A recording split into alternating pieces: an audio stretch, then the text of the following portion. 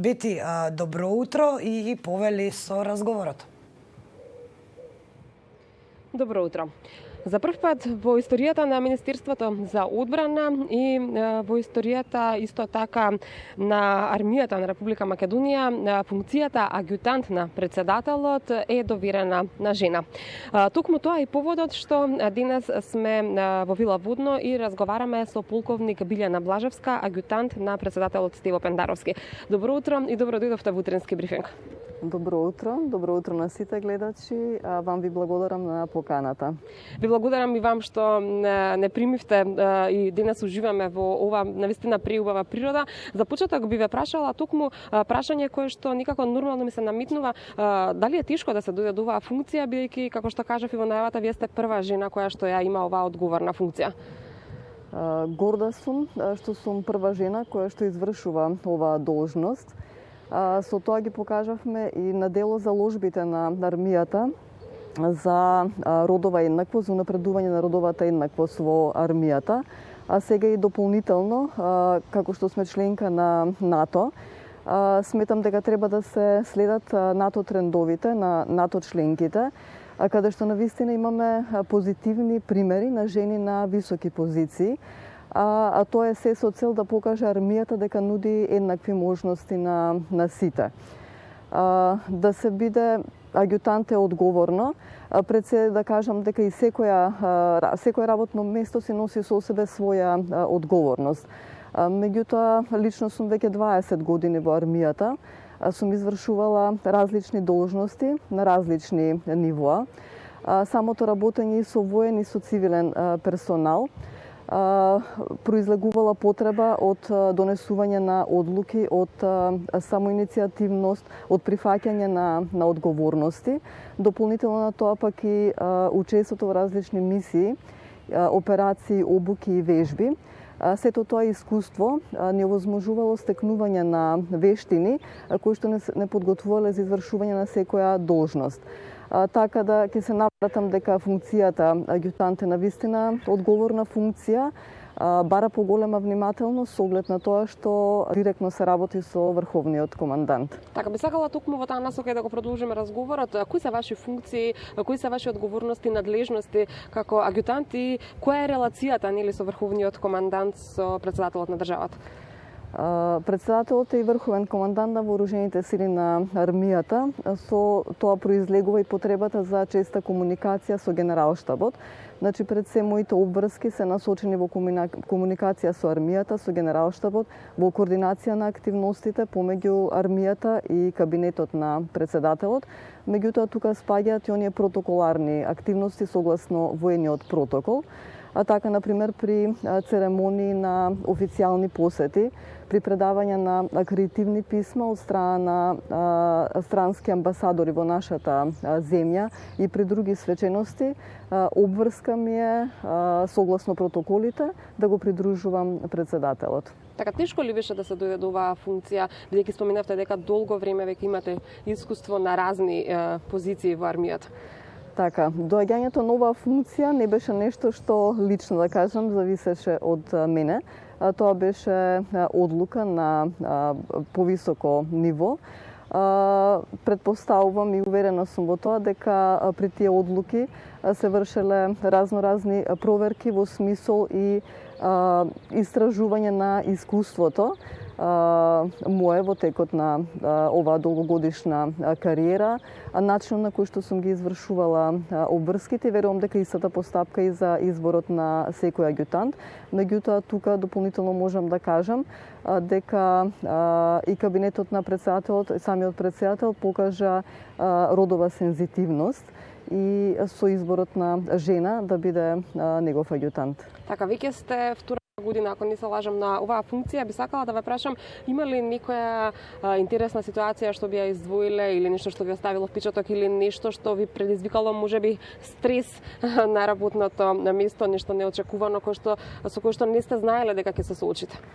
Видите, лично за мене предизвик пред се беше и се уште она комуникација, секојдневна и координација помеѓу цивилен и воени структури, помеѓу две институции, различни институции кои што сепак имаат заеднички цели. Меѓутоа, треба секогаш да се знае и да се научи структурата, организацијската култура на институциите, на двете институции, начинот и принципите на нивното функционирање, за да може и лично да се извршуваат должностите кои што се поставени. Задоволна сум пред се што во текот на моето искуство, долгогодишно искуство, сум имала можност да работам со професионални тимови кои што покажале високо ниво на професионалност и кои што биле подготвени за извршување на комплексни задачи. И сметам доколку си отворен за соработка и подготвен за прифаќање на различни должности, дека лесно се извршуваат. Оно што следно би сакала малку да поразговараме е нашето членство како држава во Северноатлантскиот сојуз, односно една година веќе Македонија е во НАТО. Тоа беше и свечено одбележано пред неколку дена. Од ваш аспект, има ли големо значење тоа за нас? Значи ли тоа дека сме безбедни, сигурни? Така, оваа година одбележавме една година членство во НАТО и тука можам да кажам дека ми е чест што припаѓам на генерација на армијата која што работеше на реформите након влезот во НАТО, која што имаше можности да учествува во мисии, да учествува на различни обуки и вежби со војската на сојузничките сили. Како што кажа и председателот на своето обраќање, по повод одбележувањето на годишнината од НАТО, патот кон НАТО не беше лесен, значи беше тежок и долг и покрај сите одлагања кои што ги имавме, сепак ние се откажавме. Не се откажавме бидејќи тоа е една стратешка цел која што ни беше поставена од независноста па до ден денеска. НАТО, членството во НАТО, односно вредностите и принципите на НАТО, ние ги почитувавме, ги спроведувавме и пред самото членство. Значи тоа беше еден пат на подготовка. Спроведувавме различни реформи во одбраната. Ги извежбувавме единиците, војниците согласно стандардите на НАТО. И самото учество во различни мисии, можам да кажам и во многу ризични мисии, сето тоа нели придонесе кон заедничката, кон нашата и пред се и колективната безбедност. Ги споменавте мисиите, би сакале да споменеме и за нашите гледачи дека и вие сте дел од една мисија во Авганистан. Така. Какво е искуството да се биде во мисија, да се биде истовремено нели жена, опасно ли е, дали таму во самите мисии жените се малку позаштитени, се добива ли некоја таква привилегија или нема такво нешто? Да, јас во 2019 година се вратив од 7-месечна мисија во Авганистан. Мисија како мисија секоја е ризична. Искуството стекнато од мисиите секогаш големо, пред се затоа што се работи токму со други култури, меѓутоа нели и со припадници на други армии и тука е потребна една навистина сензибилност, координација во работењето. Не правам разлика во однос на опасноста за маж и жена. Подеднакво е опасно и за едните и за другите.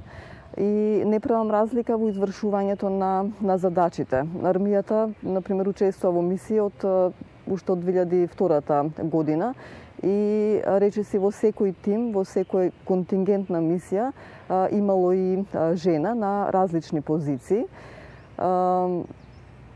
Така што и должностите кои што ги извршувале биле различни. Колку жени најчесто одат во една мисија? Секоја што е зависно нели од колку жени во тој момент се пријавуваат или се подготвени да кажам за да одат во мисија. Лично кога бев во мисија бевме 4 жени, а и сега исто така имаме 4 жени во мисијата во Авганистан. Со задоволство тука можам да кажам дека процентот од почетокот кога ги прифативме мисиите до сега и се зголемува процентот на жените кои што учествуваат во мисии. Тоа можам да го врзам и со тоа што се зголемува и процентот на жените кои што сакаат да пристапат во армијата. Така, имате ли никакви проценти, каква е процентуалната застапеност на жени во армијата? Ќе кажам дека последниве години тој процент се зголеми. Ако беше од некои си 6-7%, веќе сме на 10%. И со задоволство можам да кажам дека веќе има и жени кои што се на високи позиции. Зборувам пред се за активниот воен персонал. Веќе сме 3 полковнички во армијата, има многу повеќе подполковнички, чинам некаде 32, има и мајори, што значат високи офицерски чинови. Покрај себе има кој што сум аѓутант, има жена која што е командант на батальон и заменик командант на батальон. Тоа покажува, повторно ќе кажам, родовата сензитивност и дека армијата работи на тоа на жените да се поставуваат и на одлучувачки позиции. Би сакала да ве прашам и каква е релацијата со семејството. Тешко ли е да се избалансира? Од една страна вие сте семејна жена, а од друга страна веќе не зборуваме дека имате навистина висока позиција и функција. Тешко е да се излезе на крај со сите овие должности и дома и на работа. Така. Сметам дека секоја работа си носи потреба од балансирање помеѓу семејниот живот и работните обврски. Да, поспецифична е нашата работа како припадници на армијата. Значи бара чести отсуства, бара нема одредено работно време во текот на денот, бара многу откажувања, меѓутоа тука е потребно едно разбирање од страна на семејството, да се свесни дека таквите потреби произлегуваат. Со добра комуникација, со соработка, со тимски дух, дека секоја работа е полесна, а успехот дека е поголем. Видливоста на успехот е поголема.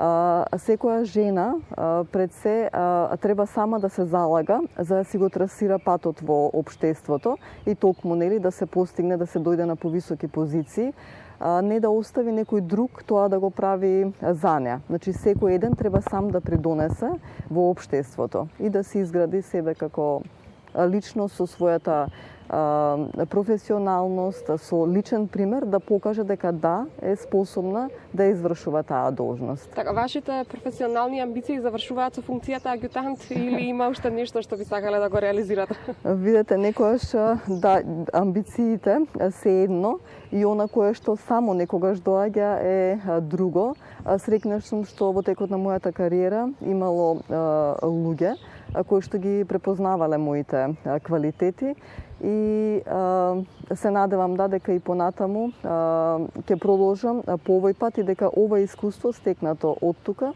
ќе ми овозможи за многу други позиции во армијата. Ви благодарам за издвоеното време и за учеството во утрински брифинг.